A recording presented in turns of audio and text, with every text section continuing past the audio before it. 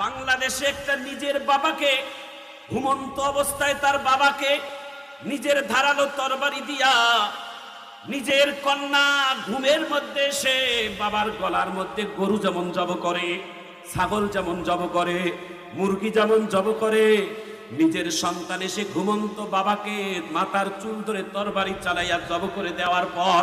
mobile phone সামনে রেখে video করে, এটা ফেসবুকে ভাইরাল করে দিয়ে